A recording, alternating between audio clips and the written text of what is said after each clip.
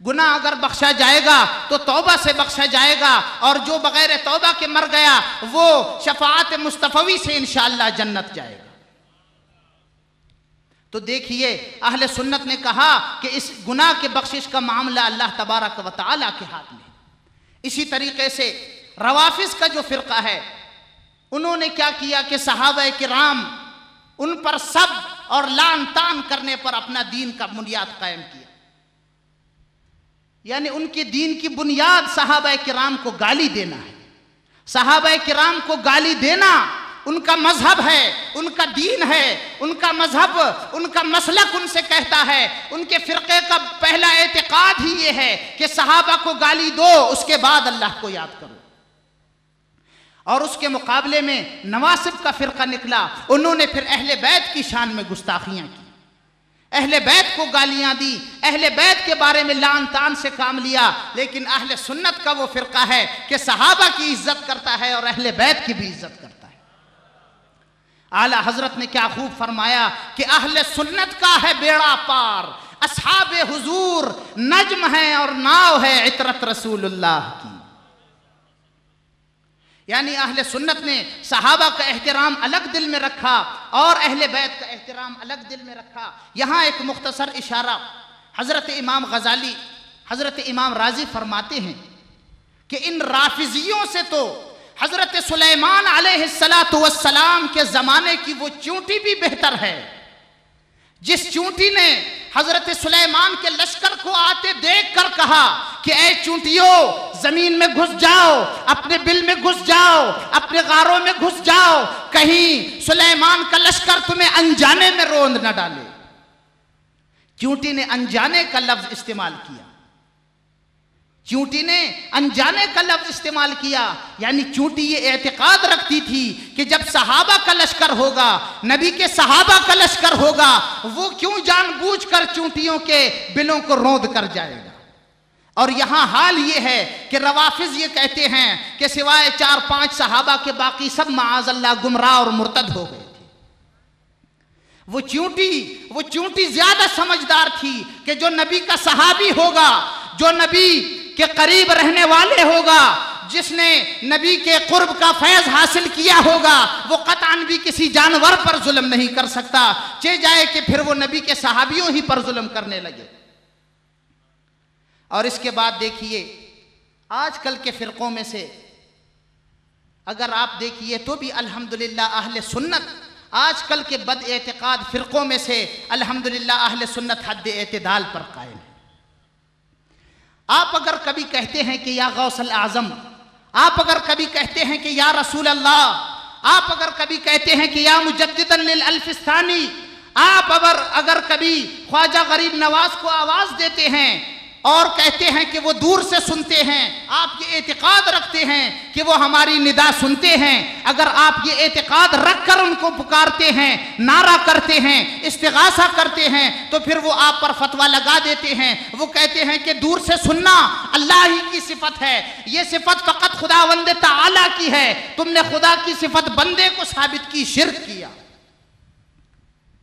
اور یوں وہ حد اعتدال سے باہر نکل جاتے ہیں۔ اب آپ دیکھیے کہ کیا اللہ تبارک و تعالی دور ہے؟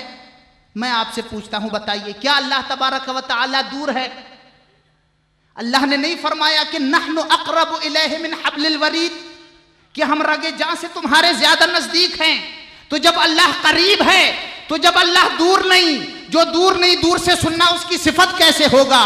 ثبت العرش ثم انتقش، پہلے تو پلنگ بنا اور اس کے بعد اس پر نقش و نگار کرو، پہلے اللہ کو دور ثابت کرو اور پھر دور سے سننا اس کی صفت ثابت کرو۔ جب اللہ دور ہونے سے پاک تو دور سے سننے سے بھی پاک۔ اللہ تبارک و تعالی یقیناً سنتا ہے اور اس کا سننا ایسا سننا ہے کہ وہ ہمارے ادراک اور کیفیت میں آ ہی نہیں سکتا، کیونکہ صفت سمع اور بصر کو اہل سنت و جماعت ازلی صفتیں قرار دیتے ہیں۔ جب نہ مخلوق تھی اور جب نہ یہ دنیا اور کائنات تھی، اللہ اس وقت بھی سنتا تھا۔ وہاں تو کوئی شے اس سے نہ نزدیک تھی، وہاں تو نہ کوئی شے اس سے دور تھی، وہاں تو نہ وہ کسی شے کا ایسا بالفعل خالق تھا۔ جب یہ تمام معاملات بعد کے ہیں، کان اللہ ولم یکن معہ شیء، اللہ تھا اور اس کے ساتھ وہاں لا مکان میں کچھ بھی نہ تھا، تو جب معاملہ ایسا تھا وہاں بھی اللہ کو صفت سمع ثابت ہے، وہاں بھی اللہ تبارک و تعالی سنتا تھا ازلی سماعت کے ساتھ۔ تو اللہ کا سننا تو ہماری سمجھ سے باہر ہے۔ آپ نے دیکھ لیا، معلوم ہوا کہ جو دور ہے وہی دور سے سنتا ہے۔ حضور غوث الاعظم از روئے مکان ہم سے دور ہیں، مدینہ طیبہ میں حضور کریم از روئے مکان ہم سے دور ہیں، حضرت مجدد از روئے مکان ہم سے دور ہیں، اگرچہ از روئے دل ہمارے قریب ہیں۔ تو جو از روئے مکان ہم سے دور ہے وہی دور سے سنتا ہے۔ دور سے سننا اسی کی صفت ہے جو مکان کے اعتبار سے ہم سے دور ہے۔ یہاں تو چونکہ ہمارا تعلق چونکہ پشتو کے ایریے سے ہے، میں رحمان بابا کا ایک شعر آپ کو سنائے دیتا ہوں۔